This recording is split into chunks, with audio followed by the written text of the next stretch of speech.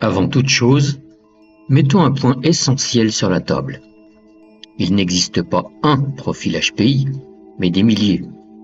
Ce que tu vas entendre ici, ce sont des tendances fréquentes, des expériences partagées, des expériences personnelles, des mécaniques internes qu'on retrouve chez de nombreux HPI, mais pas tous. Il y a autant de différences entre un HPI à 130 de QI et un autre à 160 qu'entre un HPI et une personne dite normopensante. Certains HPI sont hypersensibles, d'autres très pragmatiques. Certains vivent l'amour comme un tsunami, d'autres comme un jeu stratégique. Certains ont besoin de fusion, d'autres fuient toute forme de dépendance. Et oui, certains, comme moi, coupent les ponts sans état d'âme quand une relation ne leur convient plus. D'autres, au contraire, s'effondrent intérieurement pendant des mois. Cette vidéo ne prétend pas enfermer les HPI dans une boîte. Il propose des clés de lecture, pas des verdicts. Alors si tu ne te reconnais pas dans tout, c'est normal. Et si tu t'y retrouves un peu trop, c'est peut-être parce qu'on dit ici ce qui est souvent gardé sous silence.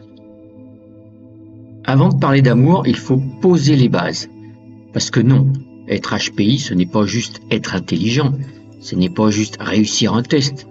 C'est un fonctionnement global, atypique, intense, souvent déconcertant, une manière de penser totalement différente.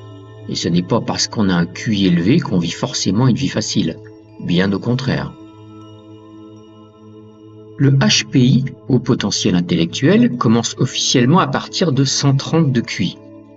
C'est à peu près 2% de la population. Dit autrement, sur 100 personnes dans une pièce, il y en a 2 qui pensent, ressentent et perçoivent les choses différemment. Et si on monte à 145, 150, 160, alors là, c'est carrément un autre univers. Il y a autant de différences entre un HPI à 130 et un HPI à 160 qu'entre une personne dite normopensante et un HPI à 130. Autant dire que, même entre HPI, on peut avoir du mal à se comprendre. On croit souvent que le haut potentiel, c'est un super pouvoir. Ce serait formidable d'avoir un cerveau qui turbine tout le temps, une mémoire d'éléphant, une intuition de Jedi. En réalité, c'est souvent bruyant là-haut, très bruyant. Les pensées s'enchaînent sans répit, les émotions s'emballent, l'hyperesthésie sensorielle épuise, et le décalage avec les autres crée une solitude qui ne dit pas son nom. Et seule une pratique régulière de gestion mentale permet de contrôler cet ouragan mental. Dès l'enfance, le HPI comprend qu'il ne fonctionne pas comme les autres. À l'école, il s'ennuie, il s'agite, il pose des questions que personne n'a envie d'entendre. On lui demande de rentrer dans les cases, d'être comme les autres. Traduction, on rabote tout ce qui dépasse. Et quand il tente de se conformer, il s'éteint. Mais s'il s'exprime librement, il dérange. Alors il apprend à se cacher, à faire semblant. Et ce camouflage, il le traîne jusque dans sa vie d'adulte, y compris dans ses relations amoureuses. Ce qui nous amène à ce grand malentendu. Aimer quand on est HPI, ce n'est pas juste aimer plus fort, c'est aimer autrement, avec une autre grammaire affective, une autre intensité, une autre complexité. Et dans un monde calibré pour la moyenne, ça coince, souvent. Il est donc crucial de comprendre que ce n'est pas parce qu'un HPI a du vocabulaire qu'il sait toujours quoi dire en couple. Ce n'est pas parce qu'il comprend les mécanismes émotionnels qu'il les maîtrise. Et ce n'est pas parce qu'il a un cerveau rapide qu'il est doué pour les relations. Alors si tu es HPI, ou si tu aimes quelqu'un qui l'est, sache une chose, ce n'est pas juste un détail de personnalité, c'est une façon d'habiter le monde, et ça change tout. C'est peut-être la douleur la plus silencieuse des HPI en amour, se sentir irrémédiablement seul, même au cœur d'une relation. Non pas seul au sens physique, seul dans la tête, dans l'âme, dans cette profondeur d'analyse, de ressenti, de questionnement qui semble toujours trop intense, trop rapide ou trop décalée pour être comprise. Le HPI n'est pas juste intelligent, il est câblé autrement. Il pense en arborescence, il ressent avant même de formuler. Il capte l'implicite, perçoit les tensions, détecte les failles, parfois sans le vouloir. Et ça, dans une relation, c'est autant un don qu'une malédiction. Imagine, tu vis une scène banale, l'autre dit « tout va bien », mais son ton a légèrement changé, son regard a fui une demi-seconde, son corps s'est tendu d'1 centimètre, et là, ton cerveau déclenche une alerte rouge, analyse 15 scénarios possibles, et te balance un cocktail émotionnel en retour, alors que l'autre, lui, n'a rien vu, rien senti, rien perçu. Il a juste dit « tout va bien ». C'est ça le décalage. Le sentiment d'être un extraterrestre dans sa propre maison. De parler une langue différente. De devoir traduire chaque émotion, chaque idée, chaque intuition, et de se heurter à l'incompréhension, voire au rejet. Et comme le HPI veut que ça marche, il se suradapte. Il fait des efforts titanesques pour rentrer dans le moule affectif. Il se met en veille, il étouffe ses élans, banalise ses passions, arrondit ses pensées, se fait plus lent, plus simple, jusqu'à l'absurde, jusqu'à l'épuisement. Mais à force de se tordre, on se brise, le masque devient lourd, l'authenticité devient un luxe, et l'amour un rôle à jouer plutôt qu'un lieu où être pleinement soi. Et ce n'est pas une question de malveillance de la part de l'autre. Parfois, le partenaire veut bien faire, mais il ne comprend pas le fonctionnement HPI. Il voit une personne trop compliquée, émotive, exigeante. Il se sent jugé, dépassé, mis à nu. Alors il prend ses distances. Il minimise, il change de sujet, il détourne, et c'est là que la boucle se referme. Plus l'HPI perçoit ce vide d'écoute, plus il se sent seul. Et plus il se sent seul, plus il s'éteint ou explose. Ce sentiment de solitude dans la relation est souvent ce qui pousse les HPI à remettre tout en question. Pas parce qu'ils veulent partir, mais parce qu'ils ont l'impression d'avoir disparu. Ils ne reconnaissent plus leur feu intérieur. Et ils savent que sans ce feu, ils ne sont plus vraiment vivants. Dans la vie quotidienne, cela donne des scènes absurdes, des conversations qui déraillent parce que le HPI est allé trop loin dans son raisonnement, des disputes nées d'un mot mal compris, des silences blessants parce que l'un a vu un monde dans un geste pendant que l'autre n'a vu qu'une habitude. Ce n'est pas une fatalité, mais c'est un vrai défi. Aimer un HPI, c'est apprendre à écouter l'invisible, à entendre entre les lignes, à accueillir l'intensité sans la prendre contre soi. Et pour le HPI, c'est apprendre à doser, à expliquer, à respirer, à ne pas confondre « je ne comprends pas » avec « je ne t'aime pas ». Ce décalage, s'il est reconnu, nommé, apprivoisé, peut devenir un terrain de connexion extraordinaire. Mais s'il est ignoré ou nié, il devient un gouffre. Et personne n'a envie de vivre en équilibre au bord du vide. Chez les HPI, aimer ce n'est pas juste ressentir plus fort, c'est vivre chaque émotion comme un tremblement de terre intérieur, chaque interaction comme un acte de foi, chaque lien comme une immersion totale, le tout sans notice d'utilisation. L'intensité n'est pas un choix, elle est là, inhérente, structurelle. Elle déborde, elle électrise, elle explose parfois. C'est un cœur branché en permanence sur du 20 000 volts, sans disjoncteur. Et ça commence souvent très tôt. Enfant, le HPI fond en larmes pour une scène de film que les autres oublient aussitôt. Il panique à l'idée de faire du mal, même involontairement. Il ressent la joie de l'autre comme si c'était la sienne, et la douleur de l'autre comme un coup physique. Dans la vie amoureuse, cette intensité devient un raz-de-marée. Le HPI aime vite, fort, profondément. Il idéalise, il projette, il capte le moindre détail, la moindre incohérence, la plus petite faille, et l'amplifie. Non par paranoïa, mais parce que son radar émotionnel est surdéveloppé. Il ne peut pas s'en empêcher. Il sent que quelque chose cloche, et il a souvent raison. Mais ce don de lucidité peut aussi devenir un piège. À force d'anticiper les problèmes, il finit par les provoquer.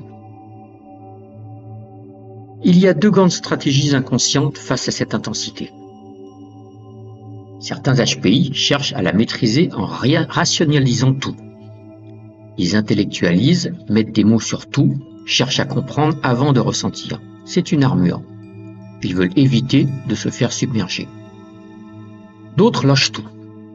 Ils vivent leur intensité sans filtre, en mode brut de décoffrage. Et là, l'amour devient torrent, feu, vertige. Dans un cas comme dans l'autre, le partenaire peut se sentir déstabilisé. Trop de contrôle, on dirait un robot froid. Trop de débordement, on dirait un volcan imprévisible. Le couple devient alors une zone de malentendu permanent. L'un dit « tu dramatises toujours tout », l'autre pense « tu ne comprends rien à ce que je ressens ». Et ce n'est pas une question de volonté. Le HPI ne veut pas compliquer la relation. Il veut juste être compris, être accueilli. Il veut pouvoir dire « je suis submergé » sans passer pour fragile. Il veut pouvoir pleurer d'émotion sans se justifier. Il veut pouvoir aimer sans devoir baisser l'intensité pour être tolérable. Mais il a peur. Peur d'être trop, peur d'être rejeté, peur d'être un fardeau. Alors il se contient, jusqu'à exploser. Ou bien il se coupe, jusqu'à disparaître. Cette intensité pourtant peut devenir une source d'une richesse inouïe. Car quand elle est accueillie, écoutée, aimée, alors elle devient force de création, d'engagement, de lien profond. Le HPI ne fait rien à moitié. Quand il aime, c'est avec chaque fibre de son être. C'est du 100%.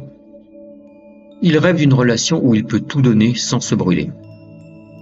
Mais pour ça, il faut un partenaire capable d'ouvrir grand les bras sans avoir peur de l'ouragan. Quelqu'un qui ne fuit pas à la première vague. Quelqu'un qui comprend que l'intensité n'est pas une menace. C'est une promesse, celle d'un amour entier, profond, vivant. La clé ? Créer un espace émotionnel sécurisé. Un endroit où il est possible de dire sans être jugé, de pleurer sans être étiqueté, de douter sans être abandonné. Alors l'intensité ne fait plus peur. Elle devient un langage, un chemin, une source de lumière. Aimer un HPI, ça n'est pas facile. Mais c'est vivre un amour rare, un amour qui transforme, qui bouscule, qui réveille, et qui, quand il est bien accompagné, peut devenir une puissance magnifique.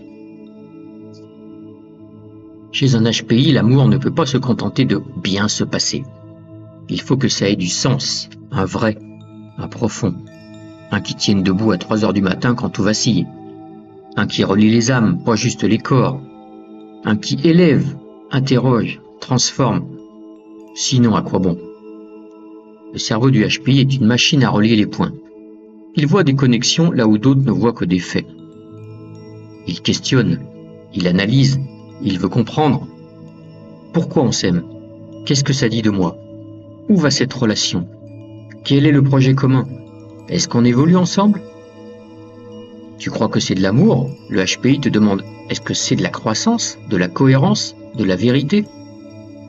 Et ce besoin de sens ne s'arrête jamais. C'est comme une radio allumée en fond, jour et nuit. Même quand tout va bien, même quand on rit, même quand c'est doux, il y a cette voix intérieure qui vérifie. Est-ce que c'est juste? Est-ce que c'est vrai? Est-ce qu'on est aligné? Ce besoin de cohérence affective pousse les HPI à des exigences très élevées. Trop? Peut-être. Mais ce n'est pas une posture snob. C'est vital. Ils ont besoin de sentir que ce qu'ils vivent est vrai, sincère, aligné. Le moindre décalage entre les paroles et les actes les fait douter et parfois même tout saboter. Exemple typique, quelqu'un qui dit « je t'aime » mais qui fuit les conversations profondes, qui promet un avenir ensemble mais qui évite tout engagement concret. Pour beaucoup, c'est tolérable. Pour un HPI, c'est un bug système. Ça ne passe pas. Le doute s'infiltre, le lien s'effrite et à terme, l'amour s'éteint. Mais attention, ce besoin de sens peut aussi devenir un piège. À force de vouloir tout comprendre, tout vérifier, tout analyser, on tue la magie, l'instant, la spontanéité, et parfois même l'amour lui-même. C'est le paradoxe du HPI. Il rêve d'un amour profond, mais il peut l'étouffer sous des tonnes de pourquoi. Le partenaire du HPI se retrouve alors face à un défi. Comment rassurer sans s'épuiser? Comment nourrir cette quête de sens sans se perdre? Comment offrir de la clarté sans avoir l'impression de passer un interrogatoire? La solution n'est pas de devenir parfait, elle est dans l'authenticité, dans la cohérence, dans la capacité à dire « je ne sais pas encore, je doute aussi, je suis là quand même ». Le HPI n'attend pas que l'autre soit un gourou de l'amour, il attend qu'il soit vrai, présent, ouvert au dialogue. Et pour le HPI lui-même, il est essentiel d'apprendre à lâcher un peu de contrôle, à accepter que tout ne soit pas toujours limpide. Que l'amour, parfois, c'est flou, mouvant, fragile, mais pas moins beau pour autant. Chercher du sens, c'est noble, mais accepter le mystère, c'est vital. Parce qu'il n'y a pas de GPS amoureux, seulement des boussoles intérieures. Et parfois, c'est en avançant à tâtons qu'on découvre les chemins les plus lumineux. Un HPI amoureux, c'est un être tiraillé entre deux besoins aussi puissants que contradictoires. Le besoin de fusion et le besoin d'indépendance. Il veut tout et son contraire. Et non, ce n'est pas de l'indécision, c'est de l'ambivalence profonde, structurante, irréconciliable et pourtant à réconcilier. Le HPI rêve d'un amour absolu, d'un lien fusionnel où tout serait compris sans mots, vécu sans barrière, partagé sans réserve. Il cherche une âme sœur, une connexion mentale, émotionnelle, spirituelle. Une relation qui le fasse vibrer, penser, grandir. Une union où il peut s'ouvrir totalement, sans peur d'être jugé, mal compris ou abandonné. Mais, et c'est là le hic, il a aussi un besoin viscéral de liberté, de solitude, d'espace mental. Il veut pouvoir se replier, penser dans le silence, explorer ses mondes intérieurs. Il a besoin de temps sans l'autre, pas parce qu'il s'éloigne, mais parce qu'il se retrouve, parce qu'il se recharge. Ce paradoxe est vertigineux. Il veut être collé, mais pas trop. Il veut être entendu, mais sans intrusion. Il veut des discussions intimes à 2 heures du matin, mais aussi des journées entières sans parler. Il veut être aimé pour ce qu'il est, mais il doute en permanence de sa capacité à être aimé. Dans le couple, ça donne des comportements en apparence contradictoires. Le HPI peut être ultra présent, démonstratif, passionné, puis tout à coup se replier, se fermer, prendre ses distances. Non pas parce qu'il n'aime plus, mais parce qu'il est saturé, parce qu'il a atteint son seuil de stimulation, parce que son système nerveux a besoin de silence. Le problème, c'est que cette alternance fusion-retrait peut être mal vécue par le partenaire. Elle peut créer une insécurité affective. L'autre se dit « Je ne comprends pas. Hier, tu disais que tu ne pouvais pas vivre sans moi, et aujourd'hui, tu veux être seul ?» Ce n'est pas un rejet, ce n'est pas une incohérence, c'est la danse intérieure du HPI. Une danse entre deux pôles fondamentaux, le besoin d'appartenance et le besoin d'autonomie. Et ce n'est qu'en respectant ce mouvement que le lien peut tenir. En réalité, pour qu'un HPI s'engage profondément, il doit se sentir libre, vraiment libre. Pas dans une illusion de liberté, une vraie.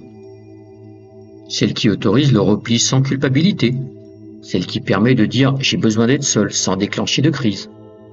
Celle qui ne prend pas l'indépendance pour du désamour.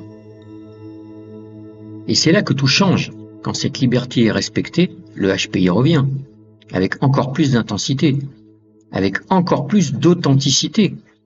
Il revient parce qu'il n'a pas fui, il est juste rebranché à lui-même. C'est dans cet équilibre subtil entre intimité profonde et espace personnel que le lien avec un HPI devient durable, puissant et rare. Aimer un HPI, ce n'est pas le retenir, c'est lui laisser de l'oxygène. Et pour le HPI, aimer, ce n'est pas s'oublier dans l'autre, c'est apprendre à être deux sans se perdre soi. Chez un HPI, l'amour n'est jamais tiède, il est traversé d'attentes à la fois nobles, exigeantes et parfois impossibles. Parce que le HPI ne cherche pas simplement un partenaire, il cherche un miroir de l'âme, un complice cérébral, un compagnon de quête, quelqu'un qui puisse suivre comprendre, répondre, sans trahir, sans fuir, sans abaisser la qualité du lien. Il a soif de justesse, de précision, d'authenticité. Et il place la barre très haut, non pas par arrogance, mais parce que sa perception du monde est fine, acérée.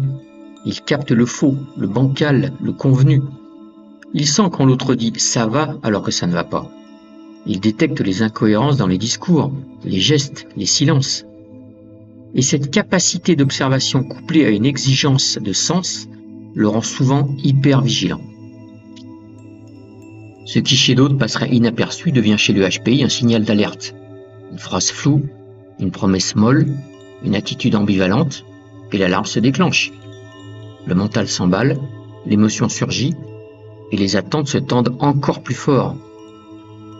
Dis-moi la vérité, dis-moi tout, sois limpide, sois digne de confiance.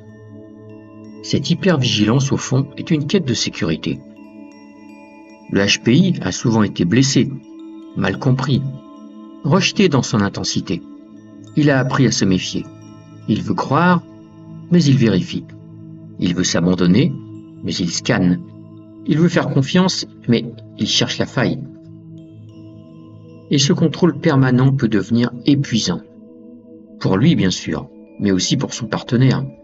Car on se sent constamment évalué, ausculté, testé.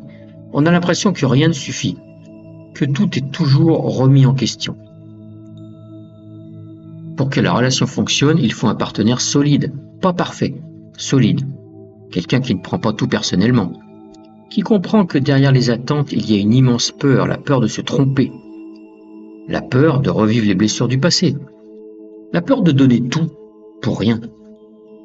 Et pour le HPI, il est essentiel d'apprendre à relâcher un peu la pression, à accepter que personne ne pourra cocher toutes les cases de son idéal, que la relation parfaite n'existe pas, mais que certaines relations imparfaites peuvent être profondément vraies, et belles, et durables. L'amour n'est pas un examen à réussir, c'est une aventure à vivre, avec ses zones d'ombre, ses accidents de parcours, ses silences maladroits, mais aussi ses fulgurances, ses clartés, ses éblouissements. Quand le HPI accepte de baisser un peu ses attentes, et que l'autre accepte de monter en lucidité, alors le lien devient fluide, exigeant certes, mais vivant. Et c'est peut-être ça la vraie exigence du HPI, vivre un amour vivant, qui apprend, qui évolue, qui respire.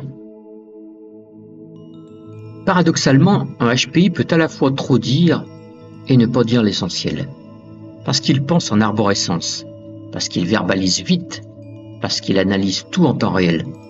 Il peut inonder la relation de mots, et dans cette avalanche, l'émotion brute se dilue, le message réel se perd, l'autre se noie ou se ferme.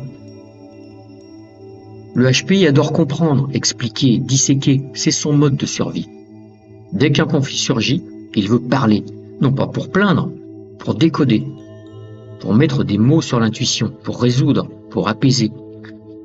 Mais à force de parler, il oublie parfois d'écouter. Ou plutôt, il écoute en analysant. Il entend, mais il traduit, il reformule, il corrige mentalement. Et cela peut créer une sensation d'incompréhension profonde chez l'autre. Tu m'écoutes ou tu fais une thèse sur ce que je viens de dire? De plus, le HPI a parfois du mal avec les implicites sociaux, ce qui est évident pour beaucoup ne l'est pas pour lui. Il prend tout au pied de la lettre, ou au contraire, voit des sens cachés partout. Cela crée des dialogues surréalistes, où l'un croit être clair, tandis que l'autre entend un monde parallèle. Et puis il y a cette tendance à la surgénéralisation. Le HPI, quand il est blessé, peut sortir des phrases massues. « Tu ne m'écoutes jamais, tu ne me comprends pas, personne ne m'aimera comme je suis ». Ces mots trop forts, trop globaux, frappent et blessent, alors que le fond, souvent, est une demande simple. « Rassure-moi, dis-moi que je compte, prends-moi dans tes bras ». Le problème, c'est que cette communication ultra développée peut donner l'illusion qu'il maîtrise tout, qu'il sait ce qu'il veut, qu'il est clair avec lui-même, alors que parfois, il est juste perdu. Et il meuble, il brasse, il cherche un sens en parlant, et se perd dans ses propres mots. Pour le partenaire, c'est vertigineux. Comment savoir quand c'est une vraie émotion ou une élaboration mentale? quand il faut répondre ou juste écouter, quand c'est une demande ou une réflexion en l'air. La clé ici, c'est de ralentir, de remettre du silence, de revenir au corps, au ressenti, à la simplicité. Tout ne se résout pas par des mots. Parfois, il suffit d'un regard franc, d'une main posée, d'un temps de pause. Le HPI doit apprendre à ne pas fuir dans le langage, et l'autre à ne pas se noyer dedans, car derrière le verbe, il y a toujours une émotion nue.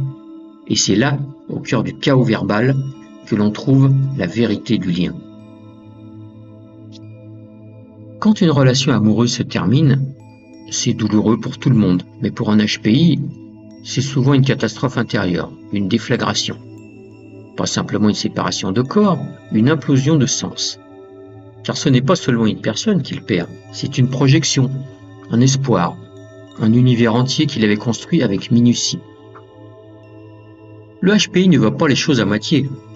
Quand il s'attache, il crée des liens profonds, presque organiques. Il voit en l'autre un écho de lui-même, il explore, investit, analyse, construit et idéalise. Alors quand ça casse, ce n'est pas juste une page qui se tourne, c'est un livre qu'on arrache de l'intérieur. Il cherche à comprendre, il refait le film, il rembobine chaque scène, il dissèque chaque mot. À quel moment ça a déraillé? Est-ce que j'ai trop donné? Est-ce que j'ai mal interprété? Est-ce que j'étais trop intense? Pas assez? Trop exigeant? Le cerveau devient tribunal, l'homme devient champ de ruines. Et ce besoin de compréhension peut l'amener à recontacter l'autre, pas pour se remettre ensemble, pour comprendre, pour obtenir une version claire, rationnelle, digérable. Mais bien souvent, cette quête de sens tombe à plat. L'autre est déjà passé à autre chose, et ça pour un HPI c'est une violence, parce qu'il met du temps à aimer, mais encore plus à désaimer. Il ne coupe pas facilement, même quand il sait que c'est terminé, même quand l'histoire était toxique. Il continue de ressentir, de chercher, de projeter. Et parfois il reste accroché à l'idée du lien, bien après que le lien lui-même soit mort, comme s'il ne savait pas comment désactiver ce qu'il avait allumé.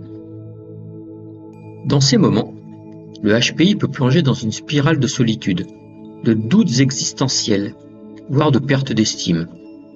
Il se demande s'il est aimable, s'il pourrait jamais vivre un lien à la hauteur de ses attentes, s'il est trop ou simplement pas fait pour l'amour.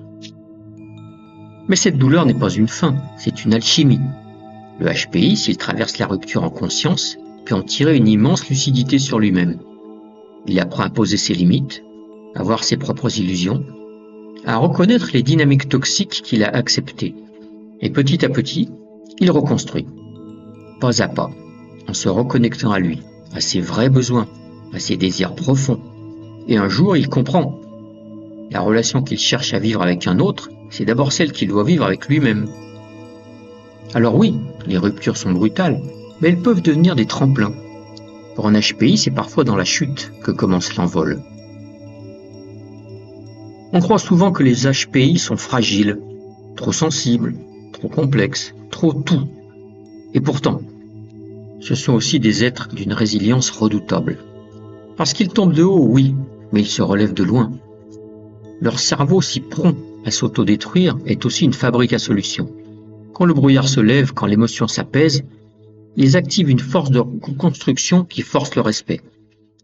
Parce qu'ils ne se contentent pas de passer à autre chose, ils transforment, ils extraient du sens, ils apprennent, ils transmutent la douleur en matière première. Un HPI peut renaître 1000 fois, et à chaque fois un peu plus conscient, un peu plus aligné. Il garde les cicatrices, mais il ne les cache plus, il en fait des boussoles. Cette capacité à reconstruire, elle vient de loin, de l'enfance souvent, où il a déjà appris à survivre dans un monde qu'il ne comprenait pas. Il a développé des stratégies, des échappatoires créatifs, des systèmes intérieurs de régulation émotionnelle, parfois bancals, mais puissants. Et à mesure qu'il chemine, il affine ses outils. Il découvre la méditation, l'écriture, la thérapie, le sport, la nature, la spiritualité, l'art, tous ces espaces qui permettent de déposer, de transformer, d'embrasser ce trop-plein au lieu de le subir. Mais surtout, il apprend à revenir à lui, à ne plus chercher la validation dans le regard de l'autre, à se choisir, non par égoïsme, mais par nécessité vitale, à construire une vie qui le respecte au lieu de se tordre pour rentrer dans un cadre affectif étroit. Et là, il devient magnétique, sereinement, authentiquement. Il n'a plus besoin de prouver. Il n'attend plus qu'on le comprenne, il se montre tel qu'il est. Et ça suffit. C'est souvent à ce moment-là qu'un autre type de relation devient possible. Une relation sans rôle, sans jeu, sans masque. Une rencontre d'égal à égal, entre deux êtres entiers. Un amour libre, lucide, incarné. Pas parfait, mais profond. Et surtout vivable. Parce que le HPI ne veut pas briller, il veut vibrer. Il ne cherche pas l'admiration, il cherche la résonance. Et quand il l'a trouvé, en lui d'abord, alors il peut aimer vraiment, et être aimé sans se trahir. Être HPI, ce n'est pas juste avoir un cerveau plus rapide ou un QI plus élevé. C'est vivre avec une intensité différente. C'est ressentir plus fort, réfléchir plus loin, percevoir plus vite. Et forcément, ça complique les histoires d'amour. Mais ce n'est pas une fatalité. Quand un HPI apprend à se connaître, à se poser, à s'apaiser, il peut créer des relations d'une qualité rare. Des relations où la complexité ne devient pas un obstacle, mais une richesse. L'intensité n'est plus une menace, mais une profondeur. Où le lien devient un espace de croissance, pas une arène de lutte. Et pour ça, il faut deux ingrédients. Le courage de s'explorer et la lucidité de choisir un partenaire qui ne cherche pas à te comprendre, mais à t'accueillir. Aimer quand on pense trop, ce n'est pas impossible, c'est juste une autre danse, plus subtile, moins évidente, mais infiniment plus vibrante. Et si tu es HPI, souviens-toi, tu n'as pas besoin d'être moins intense, tu as besoin de quelqu'un qui ne fuit pas cette intensité. Mieux, il la voit comme une force. Parce que oui, ton cerveau part dans tous les sens. Ton cœur, lui, sait exactement ce qu'il cherche. Alors aime, à ta manière, à ta mesure, et surtout, sans t'excuser d'être qui tu es. Si cette vidéo t'a plu, abonne-toi à ma chaîne pour ne pas rater mes prochaines vidéos.